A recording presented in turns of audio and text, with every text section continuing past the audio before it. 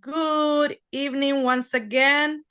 Work session of this meeting of Mayor and Council Brentwood. Today is Tuesday, April 1st, and we're starting this meeting at 7:16 p.m.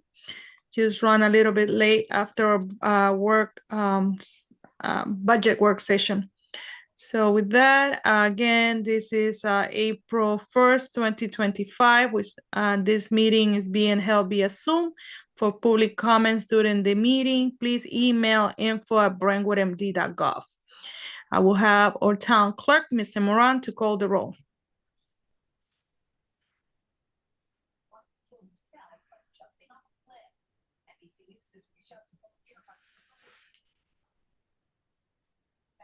Sorry, the left has been a little slow today. Councilmember Jerry Burgess. Present, ready to serve. Councilmember Marcus Monroe. Present. Go Cory Booker. Councilmember Lauren Rout. Present. Vice Mayor Kiana Taylor. I'm here. Mayor Rosita Lopez. Present. Town Administrator Sally Dorsey. Present. Police Chief Marcus Jones. Present. Instant Town Treasurer Sally Dorsey. Present. Town Clerk Larry Moran present, and lastly Town Attorney Jason Deloach. Excellent. Thank you. I don't see is Attorney Deloach in the line? Can you hear me? Oh, yes, I can hear you. Okay, I just want to make sure that that's you. Yeah. Okay, Yep. excellent. Thanks. Thank you for joining us. I need a motion, well, not a motion, approval of the agenda. Larry, do you want to read the upcoming events?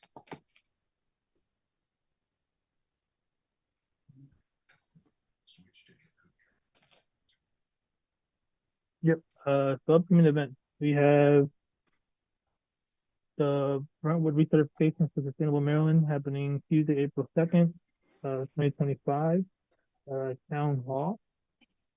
Then we have the Citizens Advisory Committee. By Town Hall, I do want to clear it up. Town Hall does mean 4339th Place by Bartlett Park. Before anyone gets a little confused. Citizens Advisory Committee, Saturday, April 5th, 2025 at 9 a.m. Also as well at the previous Town Hall. Shelly, are we still going with this? Brentwood's Got Talent? No, we're gonna postpone it because we haven't received a lot of registrations. Well, in fact, we haven't received any registrations.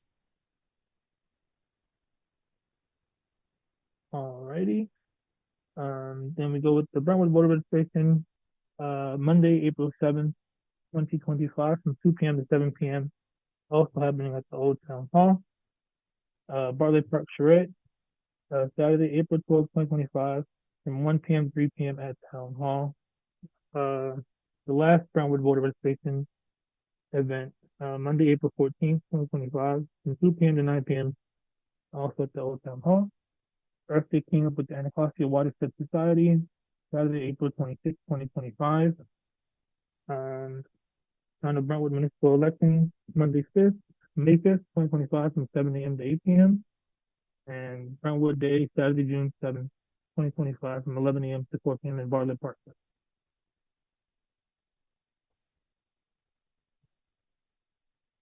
Thank you, Mr. Moran. Councilmember. Do we have any public comments? Sorry, Mayor, if I may, really quickly for the events. Yes. Is the town holding a candidate forum on April 9th? And at what time and where would it be located, please? So far, the candidate forum date is set for April 9th, from 6:30 to 8:30 p.m. at the Old Town Hall.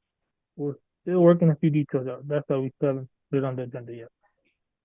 Could we put it on the agenda, but mention that we are location TBD? Because I think we are, this is our one meeting before that actually happens. And It's very important to get the word out, even if we don't have the final specificities. So if you could please consider adding it to the agenda and upcoming events, I'd be grateful. Thanks. All right. I'm still going to suggest that the forum take place on, if we want to call it the Old Town Hall, due to the space and parking.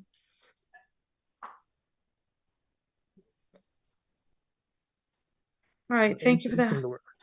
All right, And no public comments, no. no problem. Thank you. I have an open meetings complaint. Board finding. Do we have anyone speaking on this, Mr. Moran?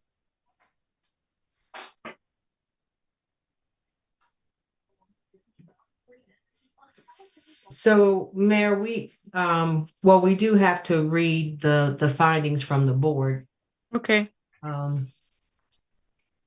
Mr. Grant, are you going to Mayor? read it or? Mayor? Yes, Attorney This is the Deloach. attorney. You don't have to read the entire decision. You can just Okay. read the last part, the conclusion is just what the findings were. Okay, so I will have our town administrator to read over that.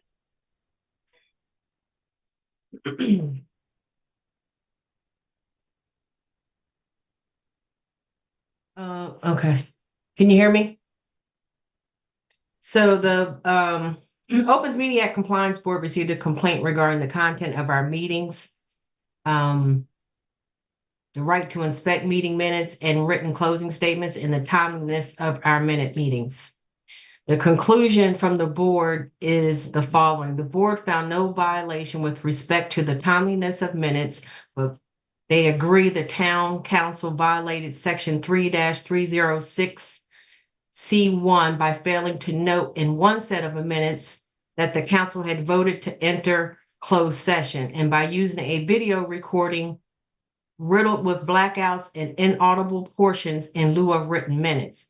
We also find that the council violated section 3-306 C2 by failing to prepare a closed session summary following that closed session. We further find that the town council violated section 3-305 D5 by not producing written closing statements that the complainant requested to inspect in person, even though by the council's own admission, the statements were available at the time of her request.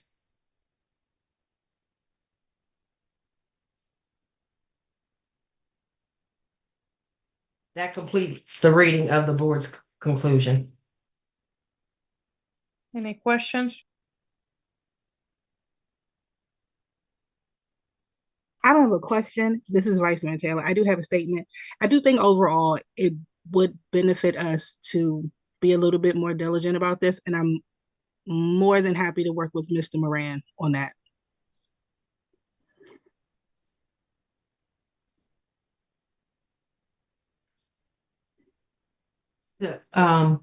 May I speak, Mayor? Yes. So thank you, Vice Mayor, for offering to provide some support to the town clerk.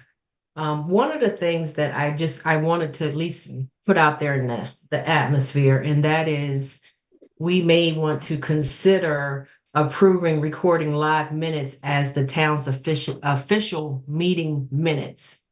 And therefore, those recordings can be posted like immediately the following morning or what have you, and made available on the site. However, you do have to officially adopt what is going to be your official meeting minutes, whether it's going to be a recording or if it's going to be actual a written minute report. We can still have the typed minutes, as backup. Sometimes it makes it a little easier when we're trying to research items as opposed to having to go back and look at a recording. So you can still do both. But I think it may be beneficial for us to really consider adopting our recordings as our official minutes. Mayor, if I may, this is Vice Mayor Taylor. I have a question and then a comment. Please go ahead.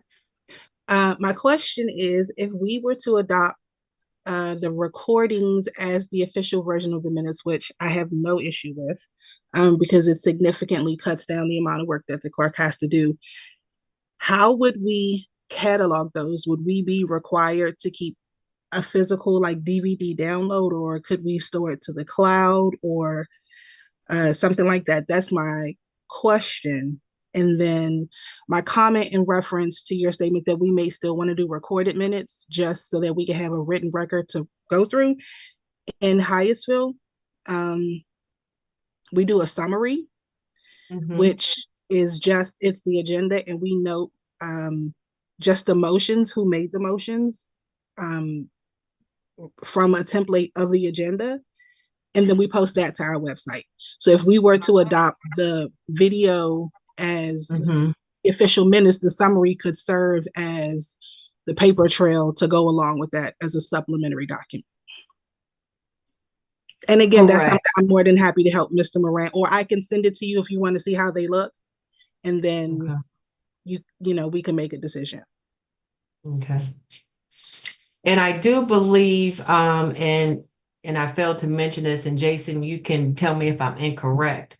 And I also believe that we post that recording, and then we also post on the items that the mayor and council voted on and how each person voted. That would also be posted immediately along with the recording.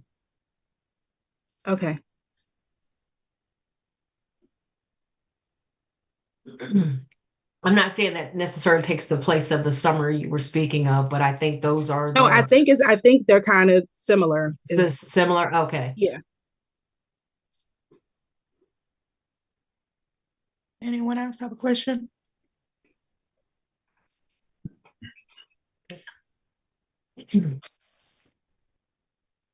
Attorney Deloach, do you have any comments, final comments on this topic?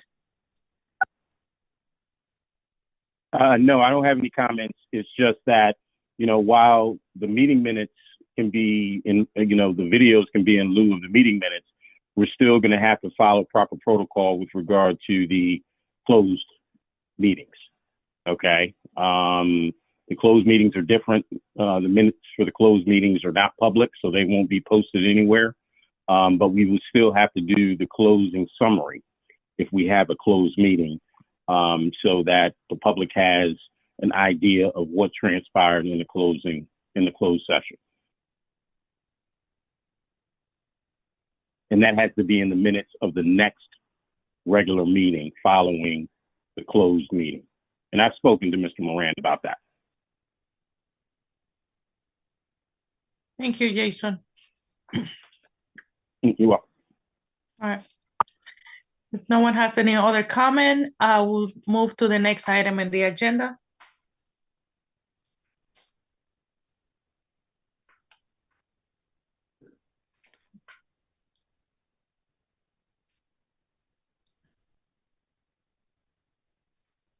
Are we ready for Gateway? That's a presentation from Gateway. Yes. Okay. Welcome, Michelle. All right, let me. Oh, I need to share. Hold on.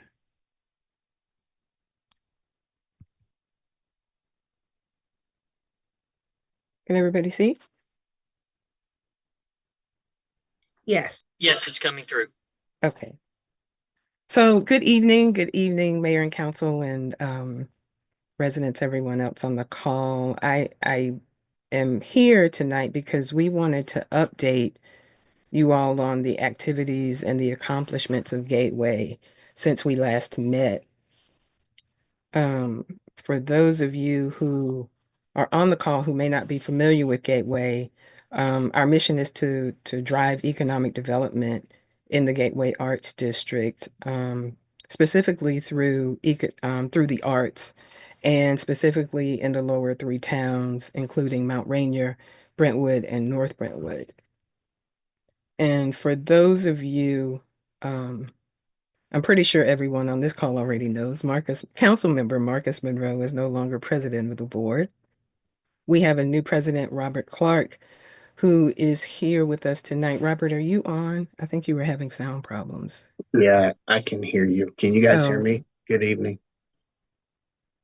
I can hear you, Robert. Good evening. You want to just introduce yourself a bit? Sure. Robert Clark, been a board member for probably the last 3 years. Worked with Marcus and the rest of the board members, and I'm, excited to take on this new venture and to work collaboratively together. Thank you.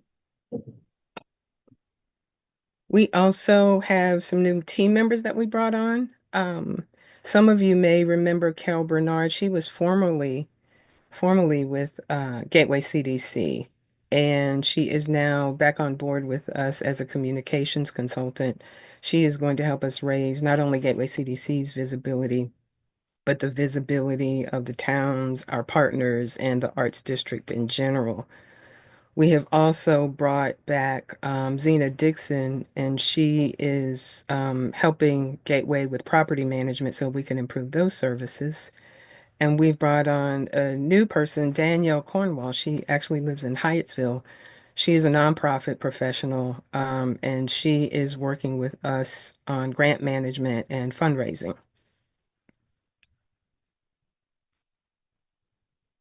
So we are also very excited about, we've received 2 new grants. We partnered with Joe's Movement Emporium and went after a DHCD grant. We received $400,000. Joe's has been having problems with stormwater runoff. So we were awarded $400,000 to work with them on improving that situation. We also got a second grant from ATHA and the Maryland Heritage Areas Authority. We received $100,000. We partnered with Minyote Kabeta, who is a filmmaker here in the Arts District. She's currently a lab resident, and that grant is designed to help us expand filmmaking capacity in the Arts District. And there's also a public engagement component with that. So we'll be seeing screenings and possibly workshops and sessions for residents and young people in the community.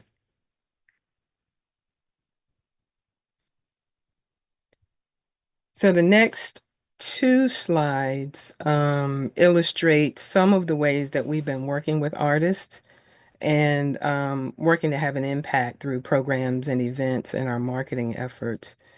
One big key initiative for us last year was the Gateway Farmers Market. We were a founding partner with them, and just, please put it on your calendar. The new season starts on Saturday. So we are all looking forward to that. We're partnering with them again. We'll be out ringing the bell this week, and we'll be out there, every Saturday through the season. We are also continuing to provide exhibit space and event space for artists in the community who want to showcase their work and engage with the community and the public. We also have put out 2 issues of the Lab magazine since we last met. The last issue featured the town of North Brentwood, and we plan to focus on each town throughout the year to kind of talk about the things that are going on in the town, ways that the community can engage, and things about the town that we think the larger area and the DMV should know about. We will be releasing our latest issue tomorrow, so look out for that link. We'll send out an e-blast.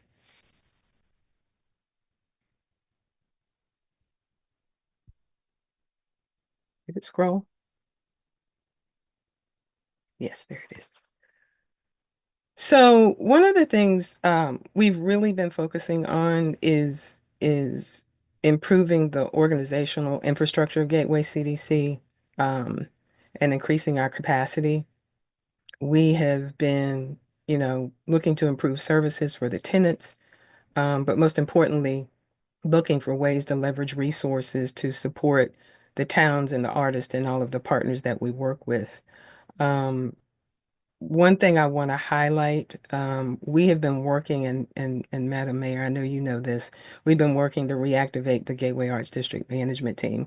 And I'm very glad to say that that MOU has been signed. It has been forwarded to the Maryland State Arts Council. So this now will make us eligible for funding next year.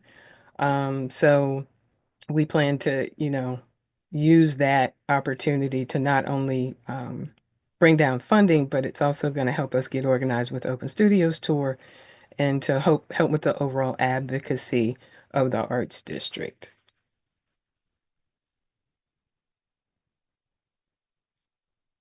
And so as we look ahead, we're going to continue to improve operations. We're going to be making improvements to our facilities. We received a bond bill. We received a grant from the state through a bond bill. And that's going to help improve headquarters. It's going to help improve the Gateway Media Arts Lab. And we also received some funding to help make improvements to the Gateway Arts Center. So that's definitely going to be a help with facilities and facilities management. We're also going to be reaching out to you all very soon to start discussions about, ways that we can think about how to create a collective vision for the Gateway Arts District. That's one of Gateway CDC's roles. The towns have been collaborating for quite some time now, and so have the partners.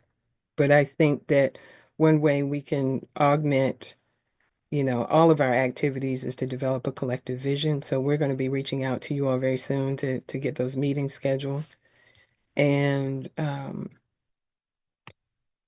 again, I just want to say thank you. You all have been instrumental. None of this would have been possible without the support of the towns. So I just want to say thank you. I wanted to provide this quick update for you to let you know what we've been working on. And, if there are any questions or thoughts, please feel free.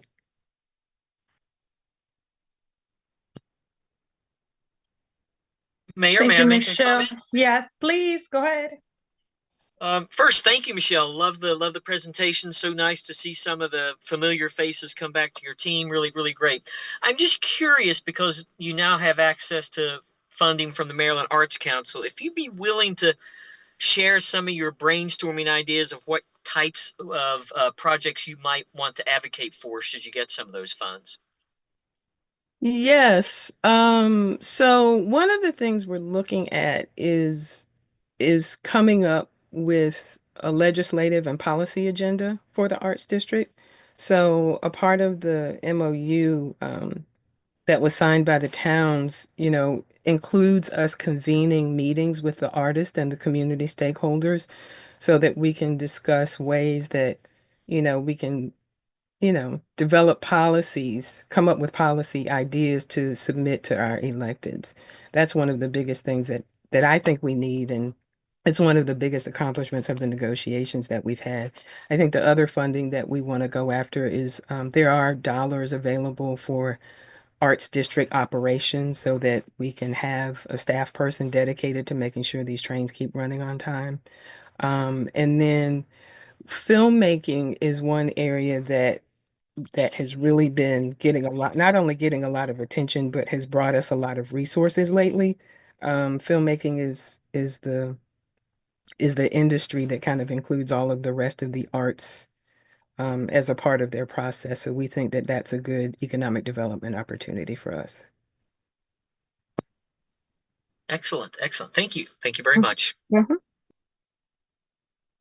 Thank you. Anyone else who would like to comment?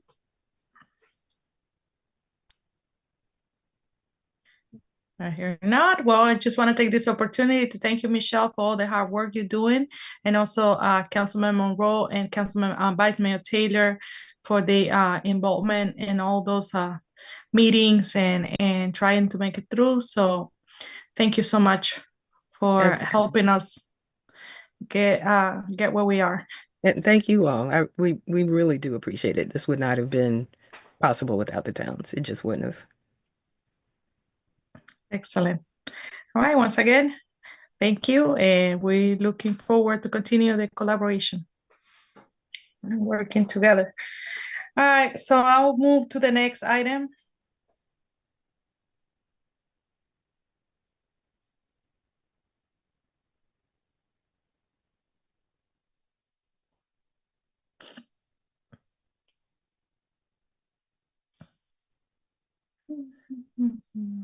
And we're going to, do we have any other presentation? I don't see anything else. Can you move it up a little?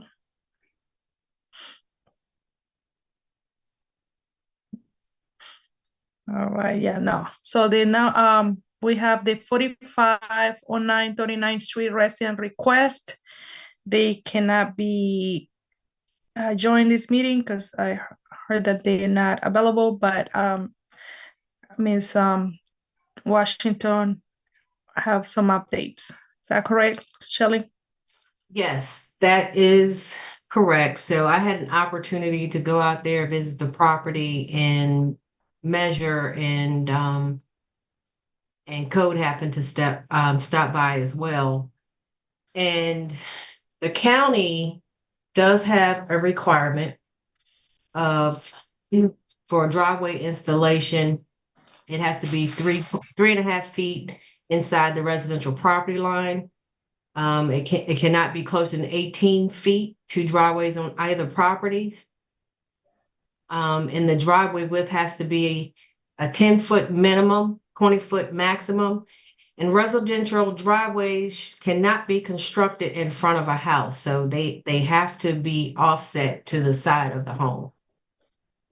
So in viewing this property, from the fence to, and there's some pictures that might help. The clerk, I think, has them, but from the fence to the house is 9.5 feet. So we're already short a half a foot here.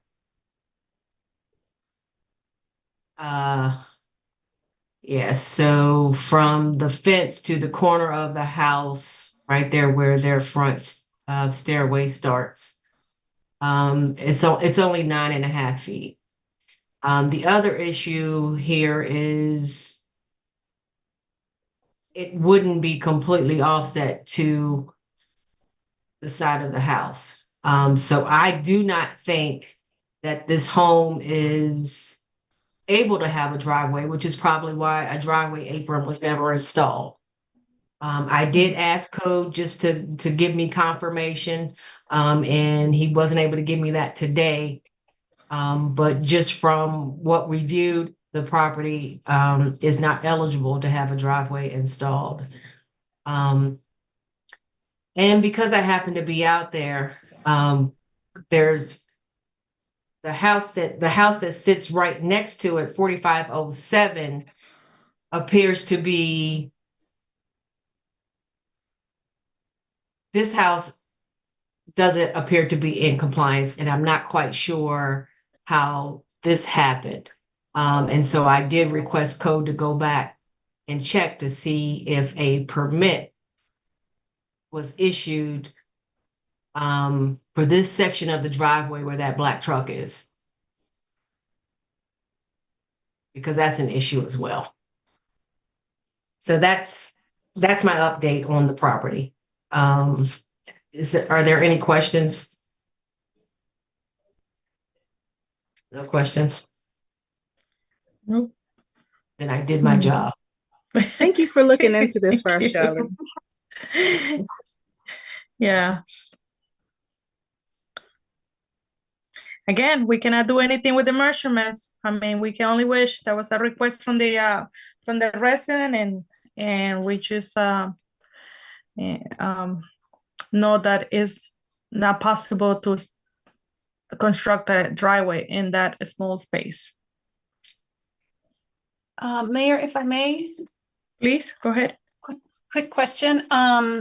Thank you for that information, Ms. Dorsey Washington.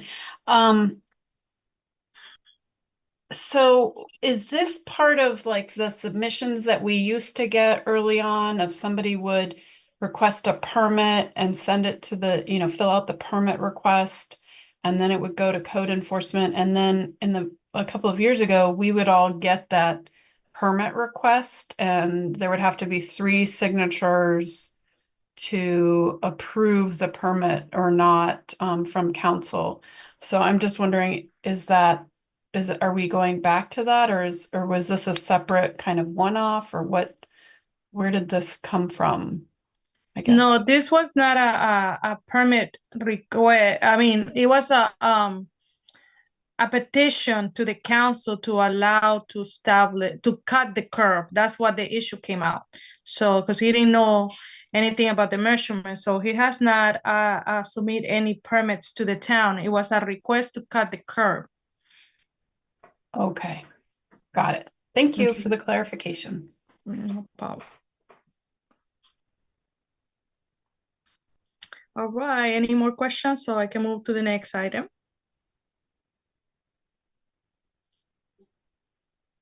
No?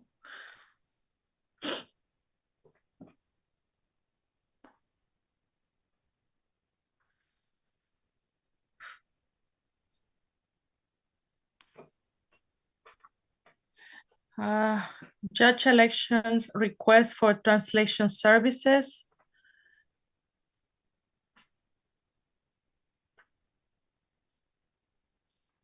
So this would have been at what we were talking about earlier when Shelley and I brought this up, and we're sort of going back and forth about the budget pieces. If I heard Shelley right, I think this is solved though, because it could come from their campaign line item. So we just probably can just table, or not table, just get rid of it. Yeah.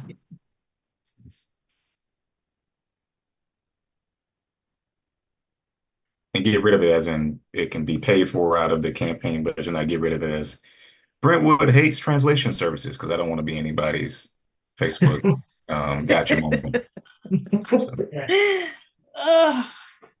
gotta be careful. So don't worry about it, Councilman Monroe. That is only for the mayors.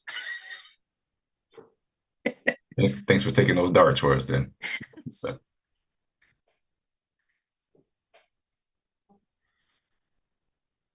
you don't have that privilege.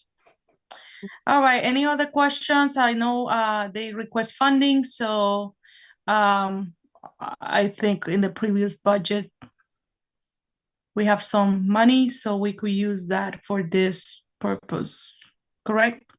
Do you know, Larry, how much they are requesting, or like Councilman Monroe said, they will charge per hour, and their request 2 hours, correct?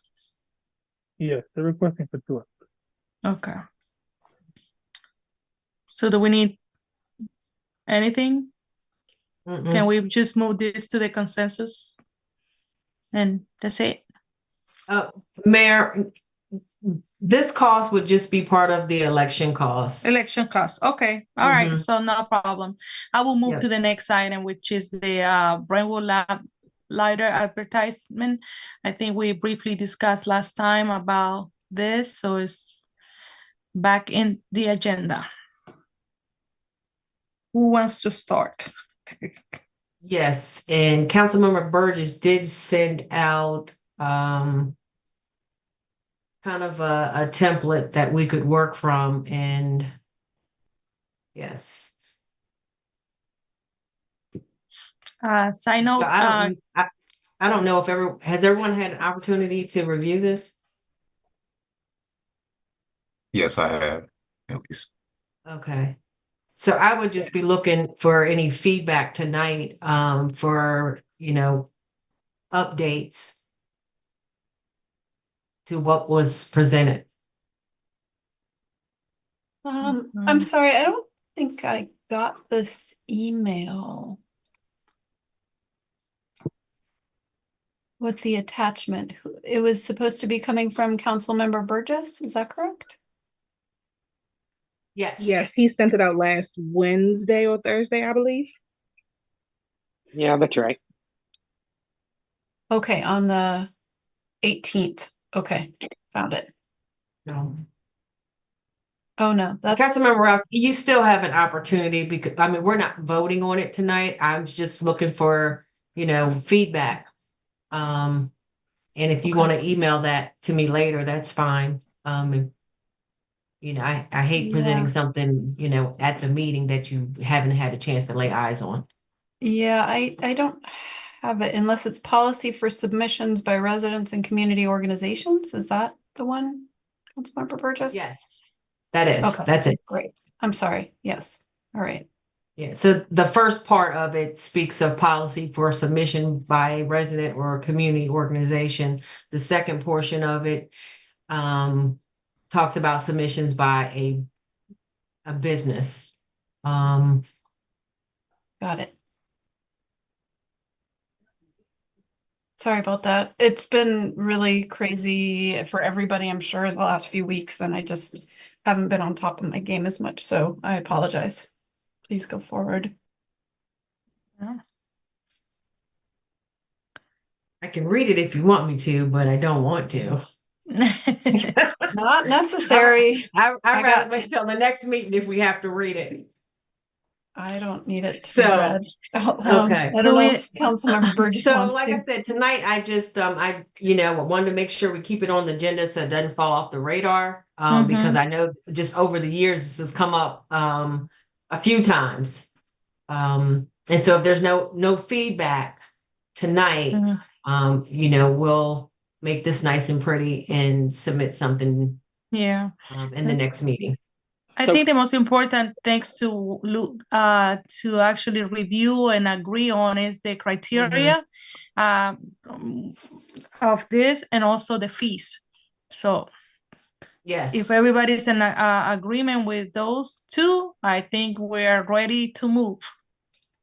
Yeah, I would just ask, you know, those folks who are a little bit more economically oriented than I am, that they just pay attention to those dollar symbols associated with those fees. I would also wonder, sorry, Mayor. No, go ahead. Wonder if for maybe Mr. Moran, I think is the person who designs the lamplighter. And so when you say advertising in the Brentwood News, I'm assuming that's the lamplighter. Is that right? Yes. Okay, so is there a way within the lamplighter as it is created now to actually measure 2.25 or 4.5? I'm not sure if that is that are they able to do that, Mr. Moran? Are you able to do that?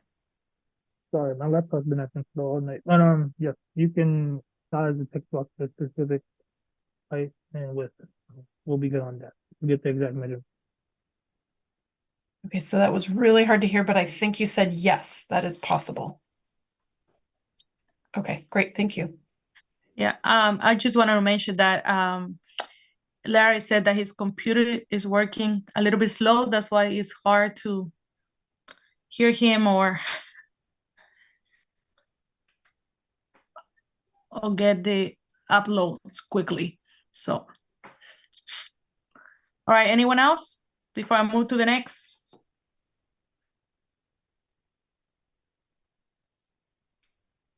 All right, so our next item in the agenda is the council staggered term limits.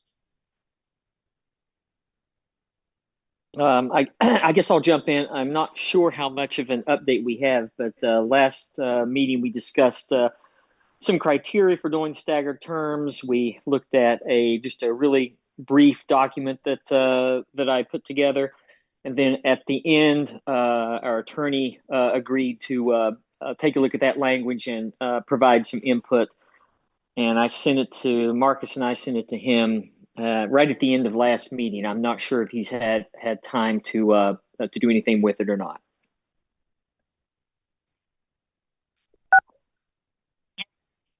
Mayor, I will have an update by the next meeting. Okay, sounds great. Thank you, sir. Any other questions? Nope. So I guess I'm just gonna keep rolling.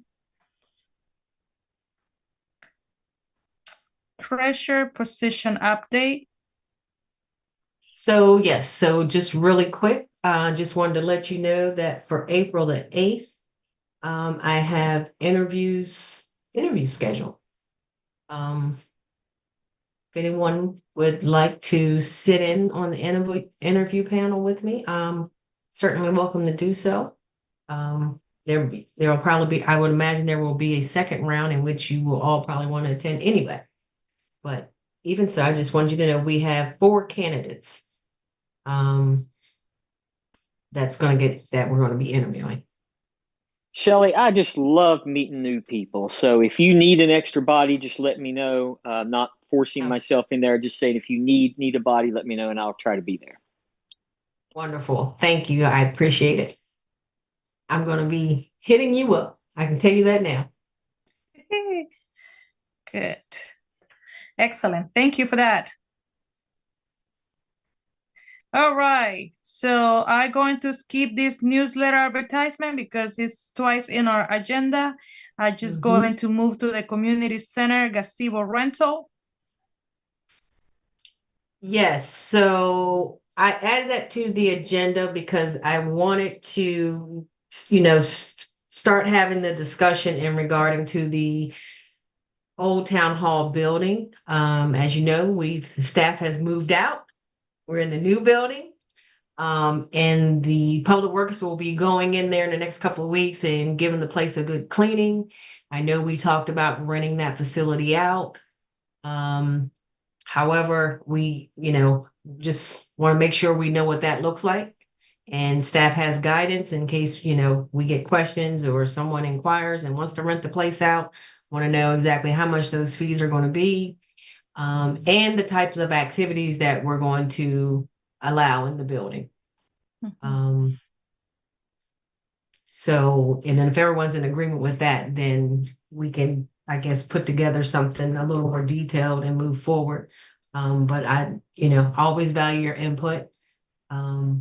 So again, if you have any feedback that you want to share tonight, I'm all ears.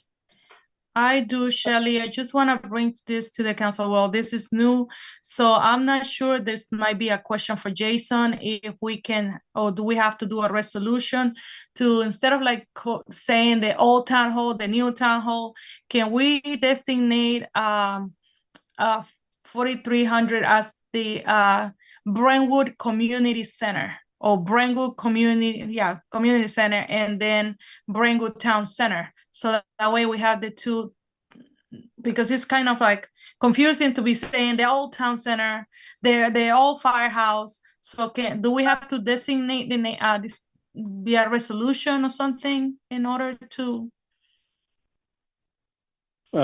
name it correctly? I would do something formal. Okay. Like a resolution, if you wanted to, make that the vernacular, what you want to use to identify those buildings. I would do some sort of resolution so there's a paper trail. Okay.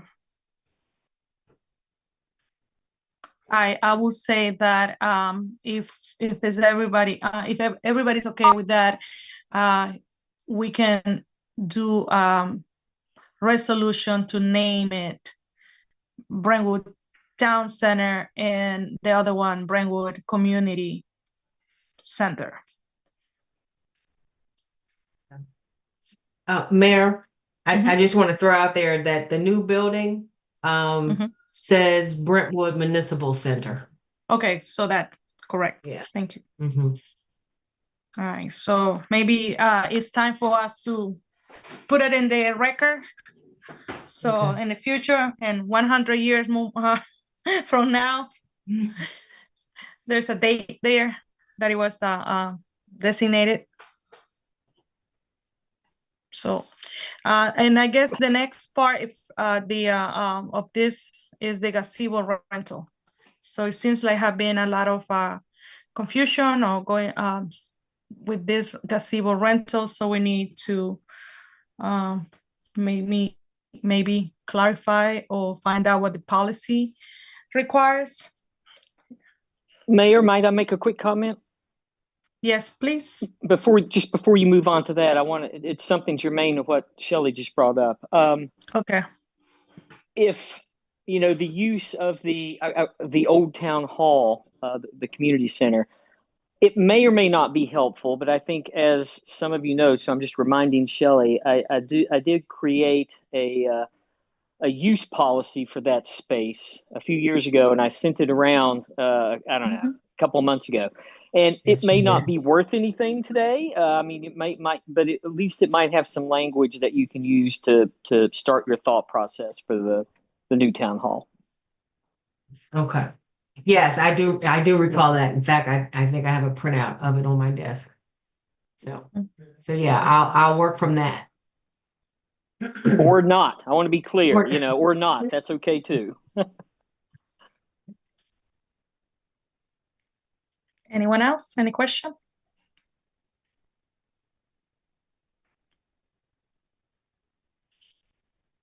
Nope.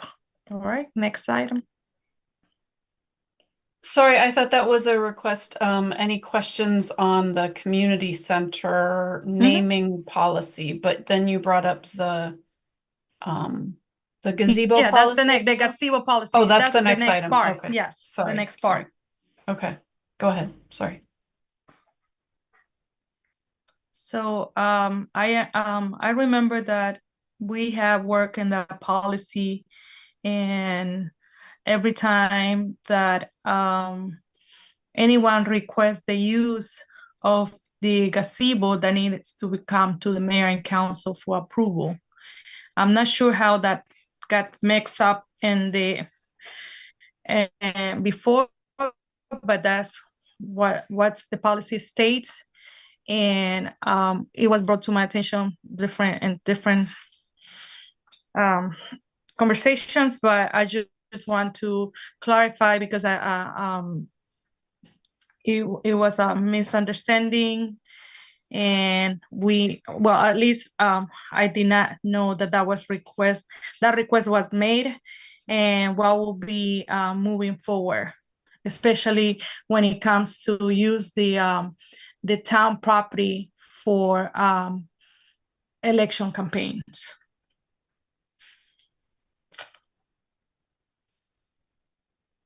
Mayor, if I may. Councilmember Robb? Thank you. Also, for clarification, I know Attorney Deloach is in the meeting. It was also publicly shared that the town clerk and the attorney had approved some use of the town property. I'm not sure specifically where, for candidates to congregate. So I think it would be helpful to also share that information for the general awareness of the town, so people know exactly what was already shared and what is possible to have in that space. Thanks.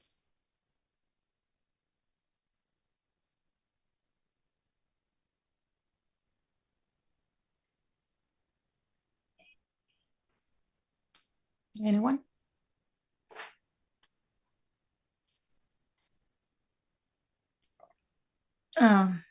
Jason, do you have any comment? Can you hear me? Yes. Can you hear me? Yes, we can hear you, Jason. Yeah, first of all, I don't approve anything.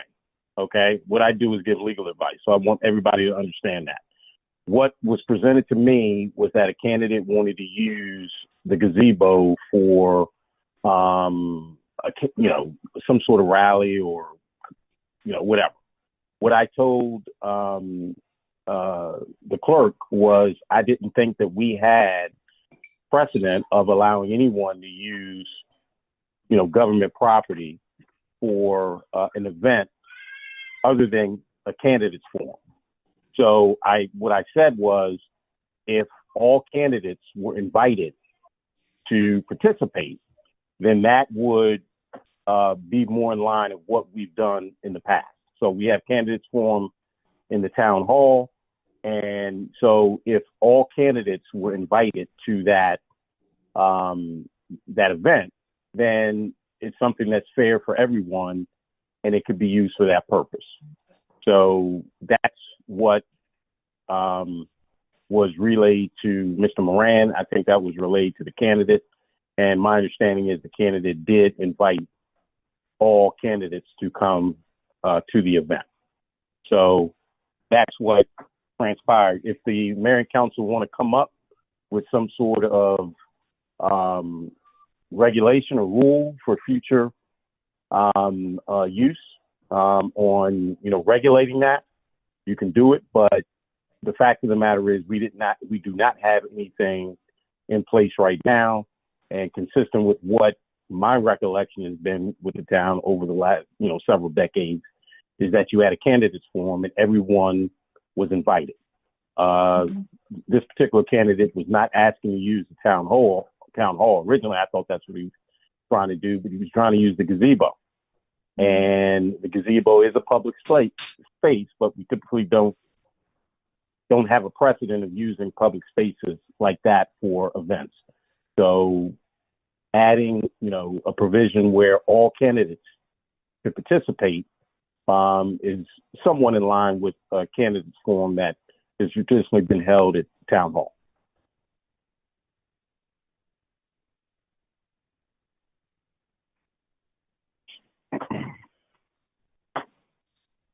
All right, Councilman Monroe. No, he jumped in. So when I heard Councilman Morales' statement, I just was waiting. I was going to ask if the attorney could just chime in, and he did. So that was it. I would say just in general, I always understood it that I didn't know if it was a rule or not, but when I was new to the town, that I was supposed to stay away from public land anytime I was campaigning. So that was always my general understanding of it, but I never did any digging any further to that to see if there was a rule or something that that actually the town said officially that you could or could not do it. It was just sort of just an understanding. So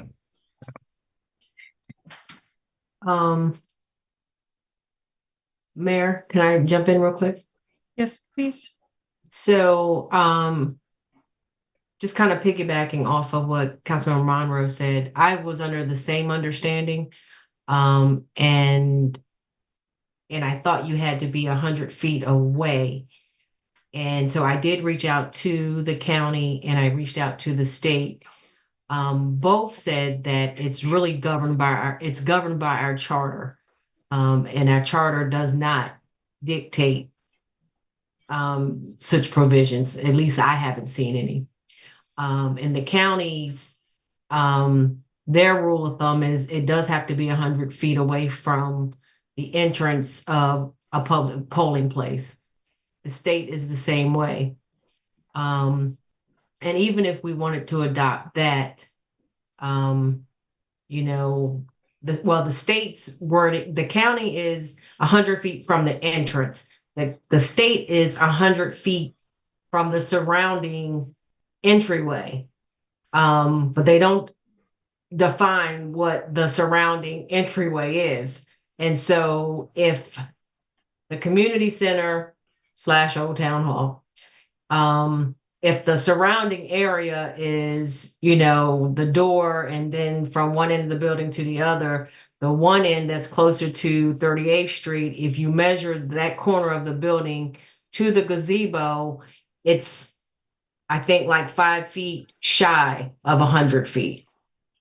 But if you measure from the door to the gazebo, it's more like, depending on the path you take, it's like 111 to 116 feet. Clearly, you guys can tell I was out there with a wheel this last week measuring stuff. And so those are just, things to keep in mind. And if we follow that, what the county's using or what the state's using, the 100 feet, they could be in the gazebo, but realistically, they would not be able to come outside of the gazebo unless they're on the backside of it, closer to the 38th Street, if that makes sense.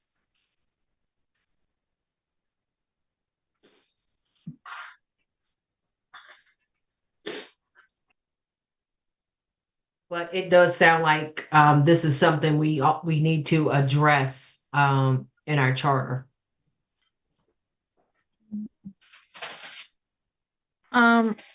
There is a gazebo rental policy that we passed in 2017, but I cannot find other than the email discussions that we had.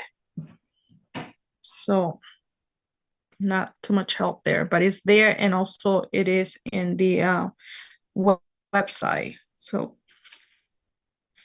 maybe something to look into. And Ms. Dorsey Washington, thank you for doing all the measuring. You know, and with my parting words this month as I head out and not be another council member again, it comes back to that charter, doesn't it? So I hope someday the town will be able to add some funding to the budget to ask Attorney DeLoach if he could rework that charter and get it into a place we need to be in. But, you know, it's easier said than done, as I know from sitting with y'all, good folk. Yeah, I agree with you, Councilmember Rob. That charter needs to be worked on. Any other question in regards to this topic? Mayor, so just make sure I understand where we are. Is it that the council needs to consent or, you know, make a decision by the next meeting? Or is this just simply, we're gonna, you know, adhere to the attorney's advice? The first thing is to locate the policy that it was passed back in 2017, because I know we did something. And that's what is on our website. So, because if you read in there, it says that it needs to be approved by mayor and council. Don't remember much from that time. And but maybe something that we need to look into again, just to make sure that that we are just following our own policies and procedures, and the staff actually are aware of the process. Well, Mayor, since I was back there in 2017 with you, and my memory is just as sharp as a tack, I think I would just say that for now, we just need to follow what we have written and what's already been passed, and we just stick with that. And any changes will just have to be dealt with in the next term. Yeah. That's okay. I concur with that. All right.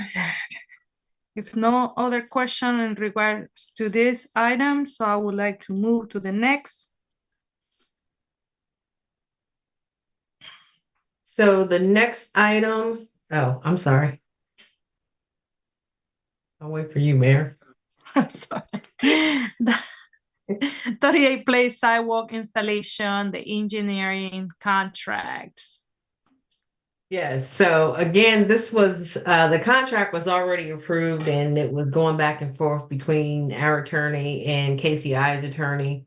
And so we finally have a final product, which was sent out for everyone to review.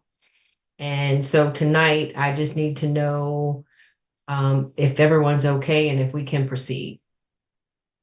If everyone's okay with the finished product or finished contract, and we can proceed with moving forward with this project.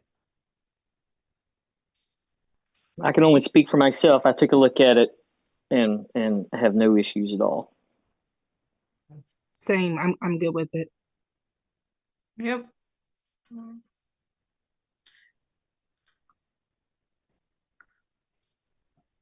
All right, so does that need to be a votable item or not? Need some help here on that one.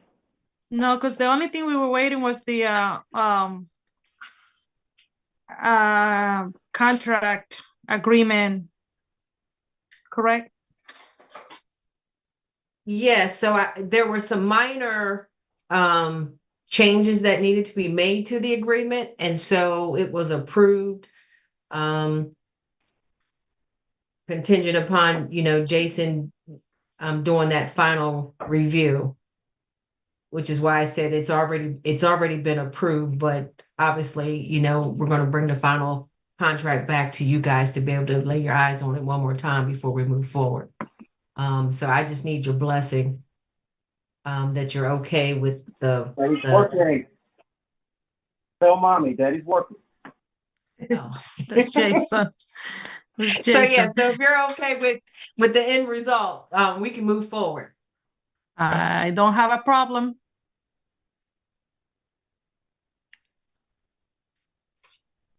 Okay. Move forward. All right, so this next item is on you too, Ms. Washington, is Brentwood Municipal Center update. Yes, so I just wanted to give an update on the AV and the INET. So for the AV portion, Pavion is still working out the kinks, and they're scheduled to come back later this week to do some. I think there was a couple of components that wasn't working quite right, and they had to replace them, and so they're scheduled to come back to make those updates. I did speak with INET, and because we do not have INET in the new building as of yet, which is, you know, obviously a important piece of our infrastructure that we do need. But I'm trying to work with Comcast to move the current fiber, but to move the fiber line that's at the old town hall to the new location. And what I did not put on here is the chief and I had a discussion, because I know everyone is really anxious to be able to have meetings in the new meeting room. And we do believe we can accomplish. Excuse me? Sorry, Shelley. Oh. We do believe we can accomplish this if we move to Zoom webinar. It is more secure, and I know Vice Mayor mentioned that in that last meeting where we got bombed. It's a more secure platform, and it will give us the capability to have a hybrid meeting. However, you know, it does cost a little more than what we pay now for Zoom. It's $80 a month.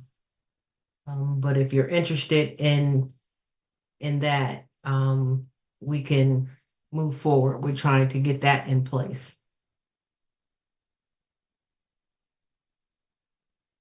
I support that. The last meeting was horrifying. Concur. I agree.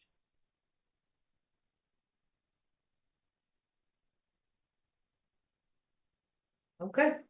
All right. So we'll work to get that in place, and then hopefully we'll be having a hybrid meeting here very soon.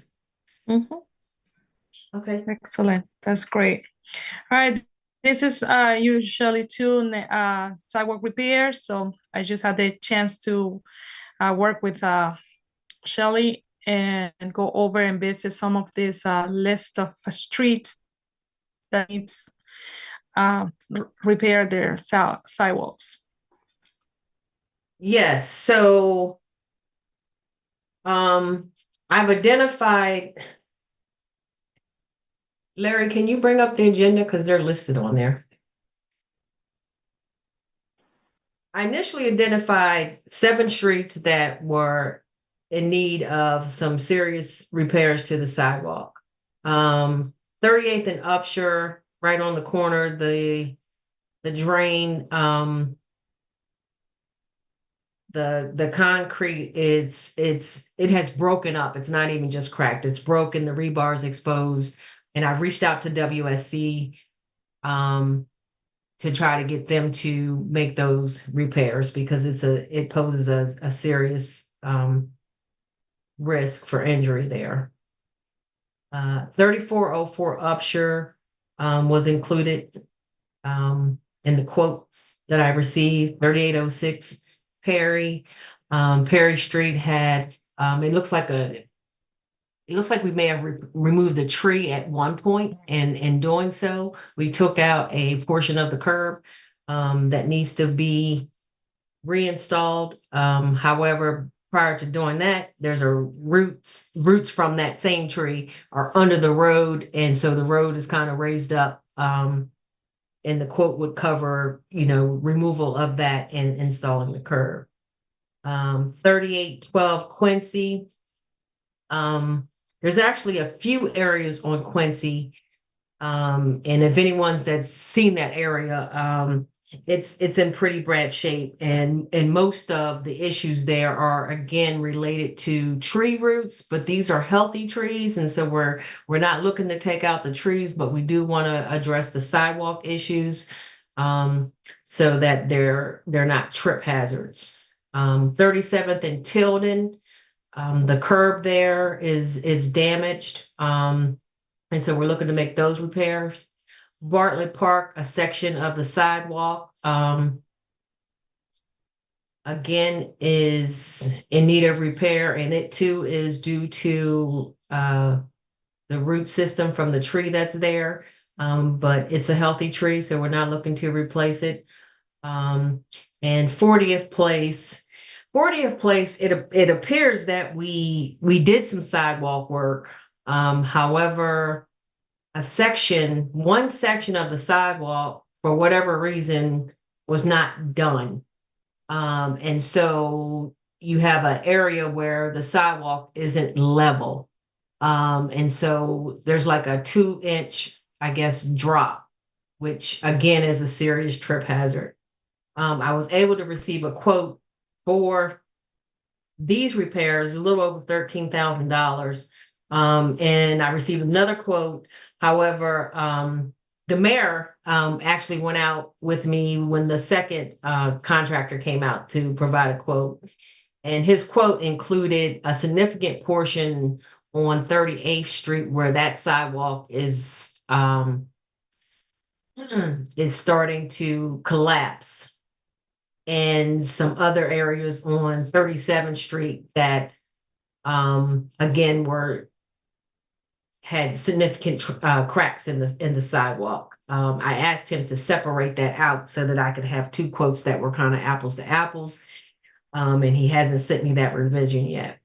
But I just wanted you to know, just some of what I've been doing in regards to the sidewalks, and of course, share with me if you're aware of any other sidewalks that are in bad need of repair that, need to be on this list.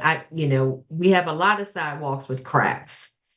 And so my focus this go around is really on the sidewalks that create a hazard or a liability for the town. And I'm trying to get those addressed. So that was just an update on, needed sidewalk repairs. At some point, hopefully the next meeting, I'll be coming to you with some quotes and looking to actually address some of those repairs that are needed. That's it. Any question for Shelley? Mayor, if I may. Yes, please.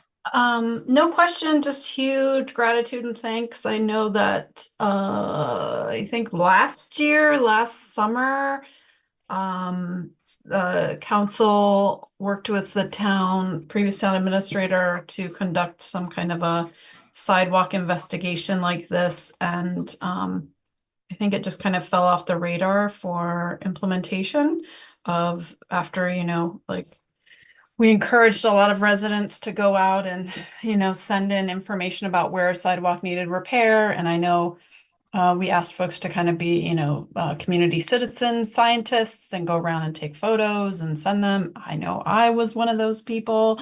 So it was, it was challenging to see that nothing actually came of that from the Public Works Committee. So really, really appreciate and thank you for taking the time. You've got a lot of stuff on your plate, and this is a really important one. So thank you very much for picking this up and moving it along. You're welcome.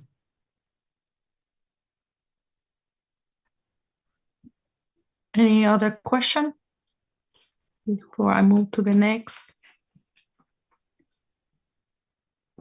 Here none.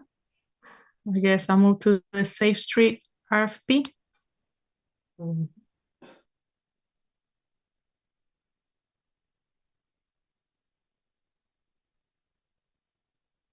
So the RFP, which we're not going to read, but it was sent out for everyone to review. Councilmember Monroe had a chance to review it, and he was okay with it. And the plan is to also send this over to the project managers with Department of Transportation, who we have the grant with, to have them have a look at it as well before we finally move forward.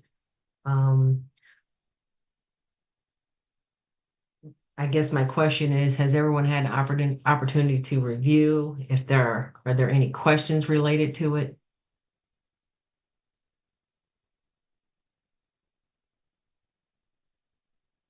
Great, I did a fantastic job. Next. You did.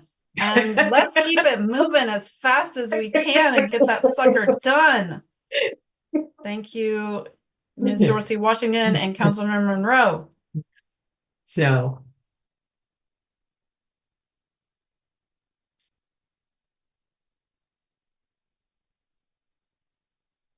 And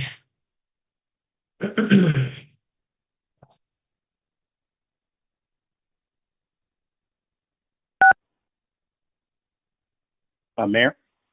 Mayor? Okay, Can you guys hear to me? the next item, if you have any question for the Safe Street RFP. I had one question after Tony DeLoach.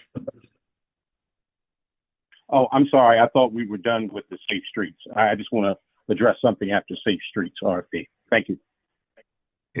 It's partially for Shelley and Tony DeLoach because I don't want to. Just want to make sure we don't miss any steps. Do we need to do like anything around consent that we're directing our town administrator to secure quotes versus it going through a longer process?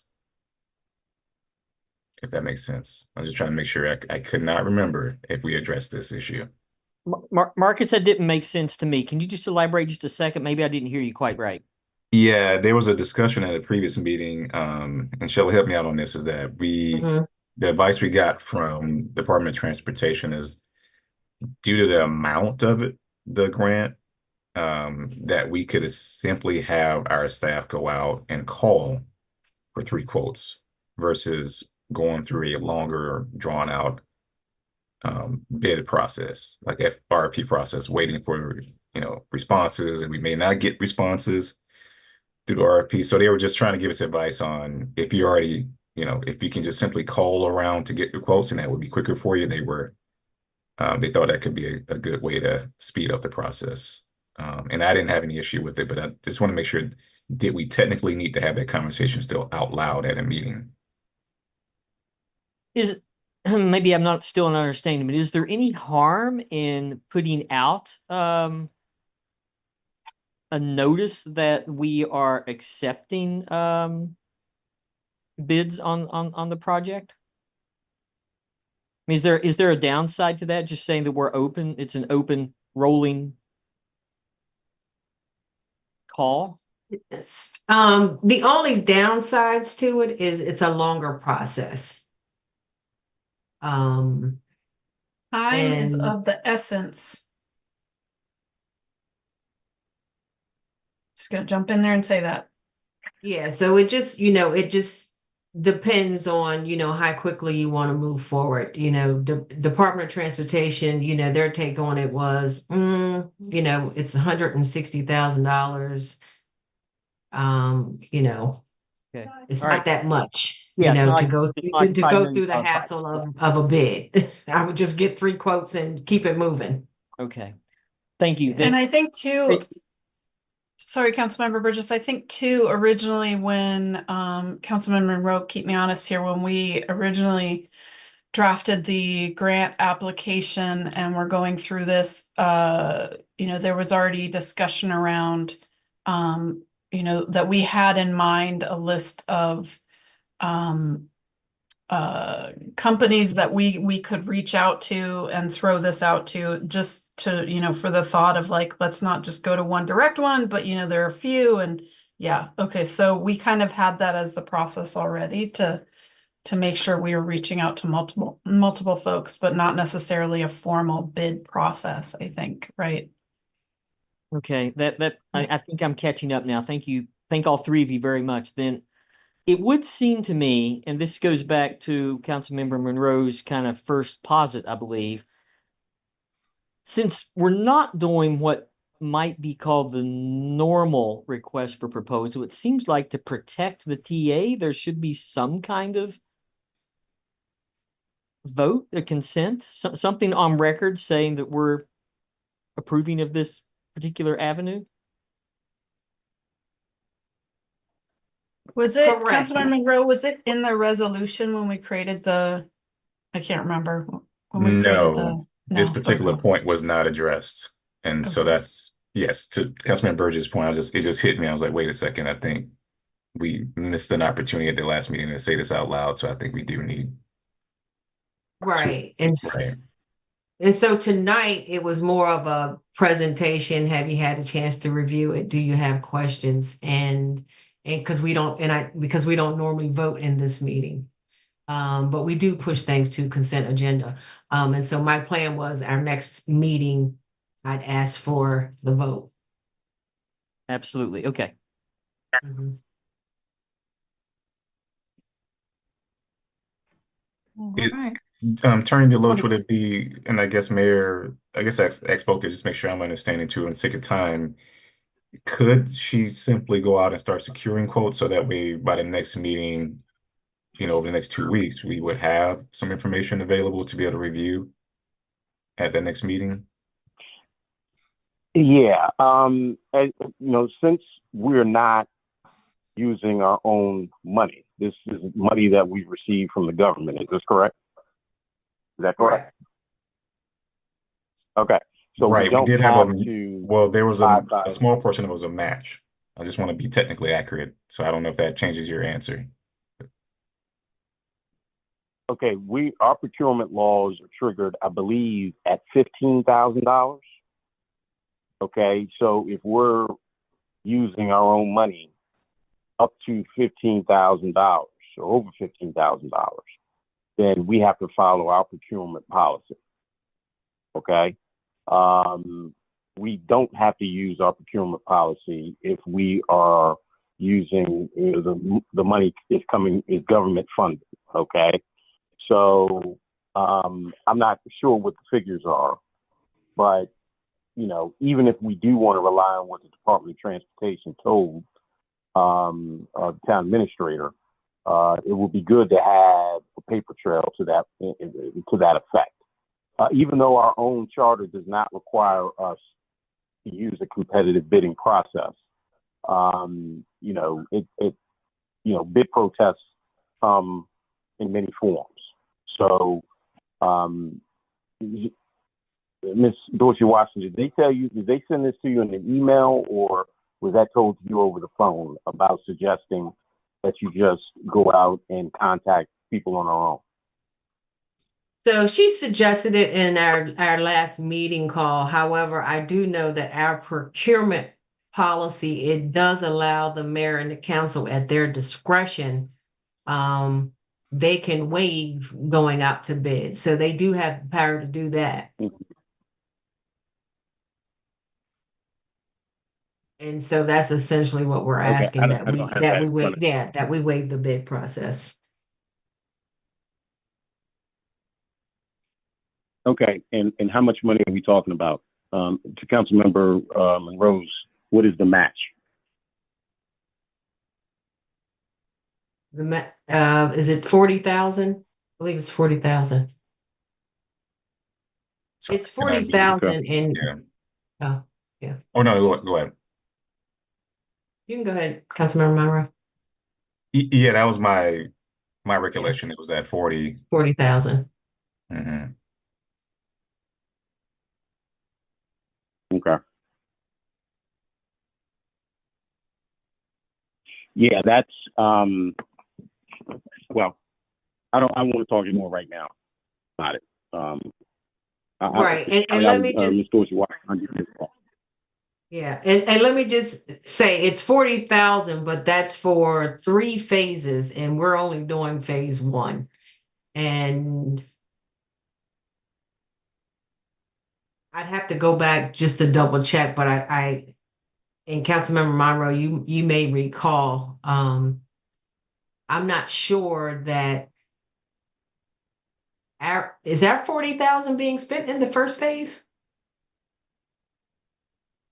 I'd have to double check, and I guess Yeah, I'll that's double check it. And perhaps it wasn't broken out that way. I honestly just can't recall. I just see way too many numbers. right. Well, I guess that ultimately the question is okay, I'm just good. Option A is we do a formal bid process. Um, in theory, could that all take place in the 2 weeks before the next meeting? Right. So that way we could be reviewing the bids and then voting. And so I'm going to pause there and say, is that an option here? Because I think I'm looking at the clock, like how many more meetings do we Right. have left to even be able to meet? So I think it's an option. I just don't think it's a realistic one. I was saying, I was just thinking, if you're trying to get it while it's on this council's watch, we've got all of April. It doesn't have to be just the 2 weeks. The special meeting could be called if that's helpful. Good point. Okay. Because technically, do we need council action then just to proceed as normal procurement process? So starting tomorrow, Shelley puts it out, right? I don't know, I'm just going to say 5 days turnaround, right? And then there's the bid meeting, review process, et cetera, et cetera. So in theory, we could still get this done in April if my mind is following this process right. Because I hear what you're saying, attorney. We technically you want to. I hear you saying that we normally want to vote to waive a procurement process, but that vote wouldn't happen for 2 weeks, and that concerns me from a timing perspective. So now I'm shifting back to, well, what if you just follow the normal process, and we have 4 weeks in this month? I think we could still get a big process done. I'm just trying to think out loud of options here. And I have not read, I don't recall ever seeing anything in our procurement policy that will allow us to waive the procurement process. Ms. Dorsey Washington may be correct, but I don't recall seeing a provision in our charter that would allow us to waive the procurement process. I don't know that the mayor and council has that authority.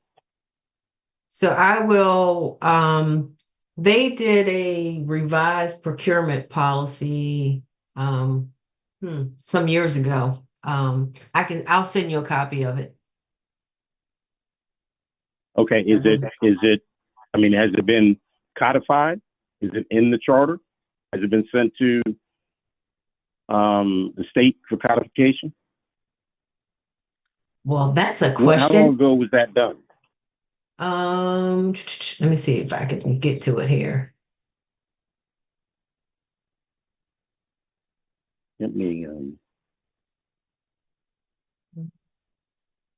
okay, I'm pulling up what's in the charter on eco360.com. Let me just find it. What is it? In the 600s, right? Let's see here. 620. Council has the power to provide by ordinance rules. All expenditures for supplies, materials, equipment shall be made utilizing competitive bids and written contracts. The mayor shall be required to advertise for sealed bids in such a manner as may be prescribed by ordinance. The contract in writing shall be awarded to the bidder who offers the lowest best bid. Council shall have the right to reject all bids and re-advertise. The town at any time in its discretion may employ its own forces for the construction or reconstruction of public improvements without advertising or receiving bids. All written contracts may be protected by such bonds. The town should not be required to adhere to the competitive bid requirements outlined in Section 220 only when monies have been obtained from a government agency for a third party for expenditures for supplies, materials, equipment, blah, blah, blah. Yeah, there's nothing in this that's on the E360 website is where the public will go to read our charter. I don't see that in the purchasing and contract section where they can waive the procurement process. Okay, so if there's a new regulation out there, looks like this was last revised in 2007. So if there was something that happened since you've been on board, and that needs to get codified. Yes, so the new procurement policy was done in 21. Okay, well, we need to get this to the state. Oh, really? Because we are on ecode360.com, which most municipalities have, and that is not in the code. This is where people would go to read our charter. Right. And it's not in there.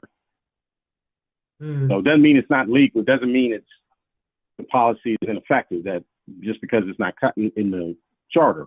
If it was properly approved, then it's okay. We just got to get the charter updated. Right.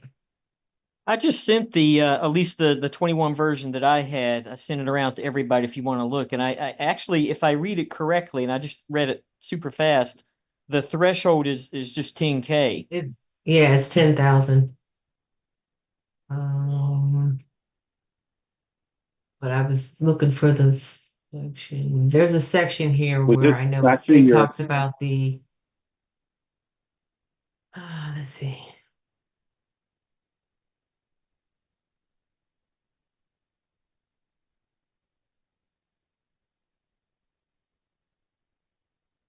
But either way, the way I'm understanding things, we need to follow the normal process here, which means it needs to go out to bid. Am I getting that correct? Unless the one that you sent around, Councilmember Burgess, I just pulled it up. It doesn't have any signatures on it. No, so the email was attached this to it. actually adopted? I'm sorry? Right. We only got the final. I only have a copy of the final draft, unfortunately. The email that it's in says that it was being taken care of, but yeah. But I don't think the new procurement process actually helps at all. I think it makes I think it just tightens up the restrictions, not loosens them. So yeah.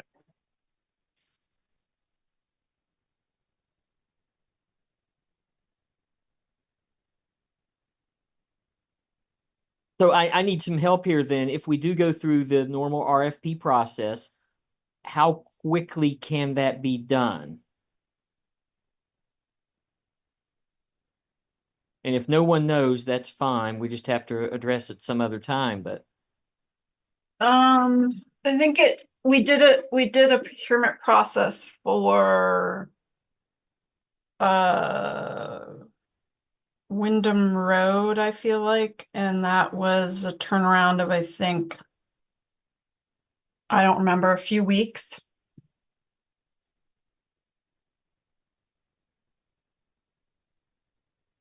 You know, you post the RFP, you have to announce it. You have to create the RFP, you post it, you announce it. You can then keep it open for, I don't recall if there's, what the stipulation is for how long it has to be open for. And then you have to have a closed meeting to review the bids. I think. Yeah, so it's a few weeks. Yeah, right. Yeah. But I think if it's like posted like tomorrow, the next day, the day after that, then it seems like it still should be doable in April. Yeah, and I'm gonna go back to Wheels of Time here. Remember we did a RP, we did a quick turnaround on the RP for this is a 2019 council. And we didn't have any restrictions on the timeline. I believe you can just, you try to do something that's reasonable, right? So you can do like a 5-day turnaround on RP, for example.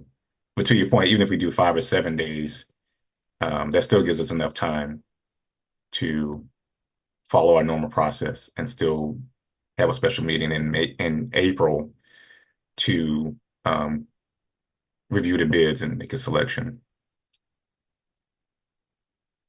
So if it goes out tomorrow, Wednesday, for example, and then, bids are due back by the 9th, and then give our staff time to review and score everything, you still could be in the week of the 14th, for example, to be able to start sharing the bid scores with council, and then we have a special, then we still have almost a week and a half to do a special meeting, or almost 2 weeks really. So I'm less worried now that I've talked this through with you all about following the normal process, put it that way. All right, Shelley, or can we make that happen on your end?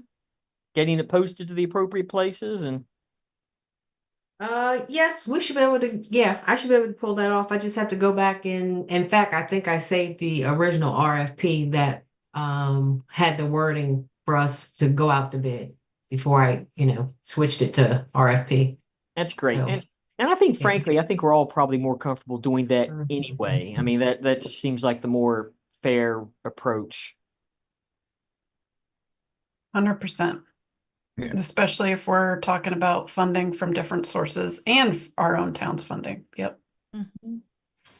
What do you need help with though, Ms. Dorsey Washington? Let us know if we can help you. I think I'm good, but I will definitely reach out if I need assistance. Thank you for offering. Yep. I would like to second offering Council Member Rock's time as well. Okay. I third. And I also would like to make an amendment and offer up Councilmember Burgess for some time. Here. You're killing me.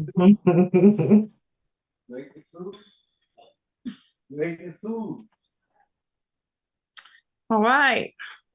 So we good on that. So can I move to the next item in the agenda? Yes, ma'am.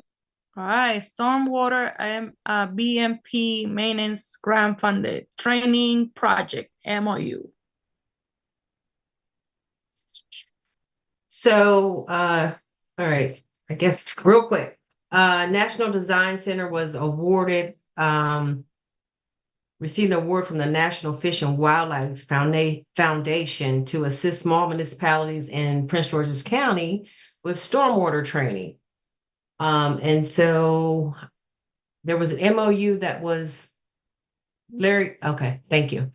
That was sent out. Hopefully everyone had an opportunity to review it. And so they're looking for us to partner with them through this MOU. And what they're asking from the town is for an in-kind contribution that they estimate will cost us about $2,500, which basically entails offering space for their meeting, assisting with outreach to the community residents, supporting their resident training efforts, having staff attend meetings. Hello? Yep, that's Attorney Dillich. Are we looking at the right memorandum MOU?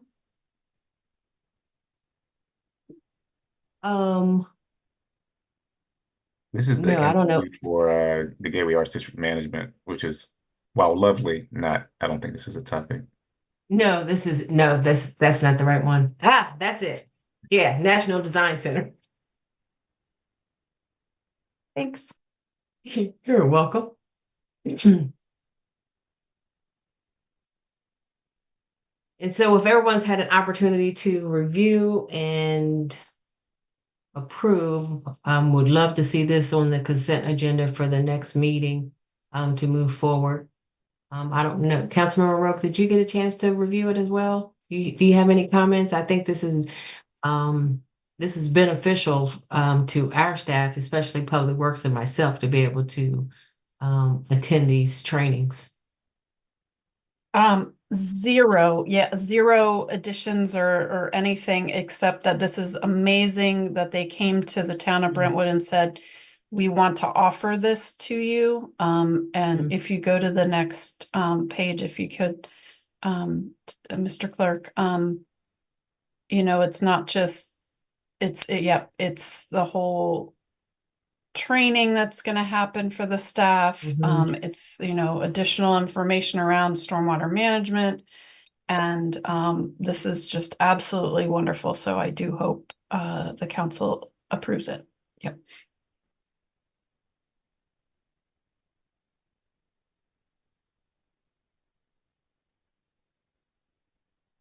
This is exciting. Thank you all for bringing this before us. I think this was great. Looking forward to this work to move forward. It's definitely needed. So. Yep, kudos. Bring it on the consent. Perfect. Sounds great. All right. Wow, I've done a lot tonight. Outside. All right, what's it? That was our last item in the agenda. All right, so I guess I just going to request to go into closed session.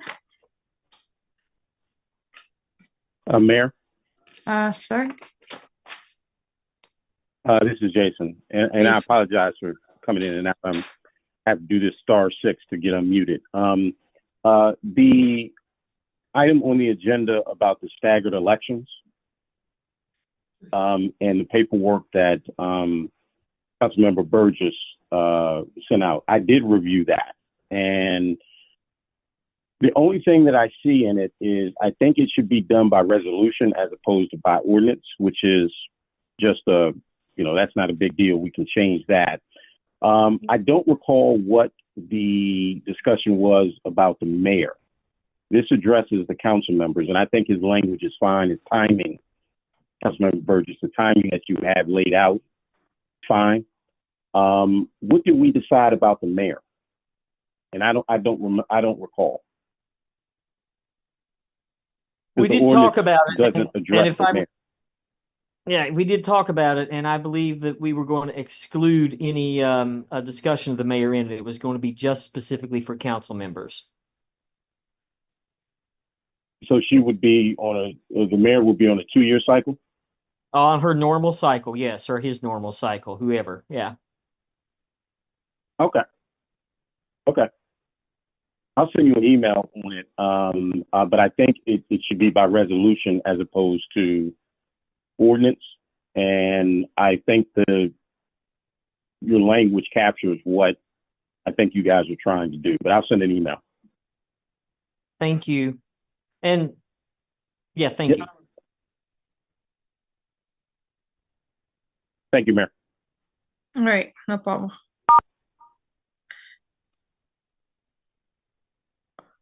All right, so can we get the agenda back on it to read?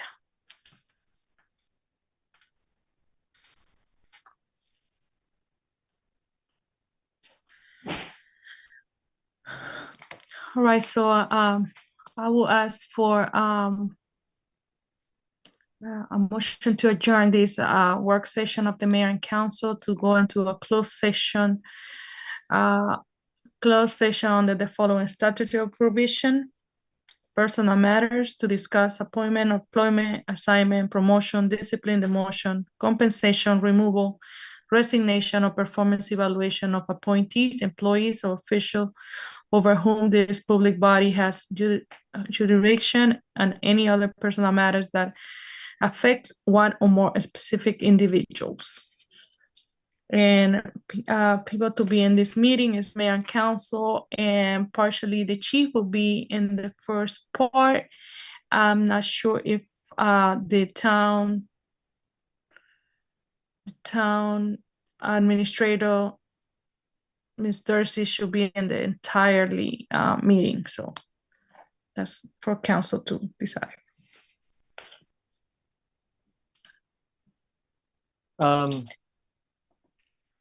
I, for one, would like to have the TA present. 58%. Okay. And it is 8:55 p.m. I move to adjourn the council meeting to go into closed session to discuss personnel matters under I'm sorry, I'm fumbling.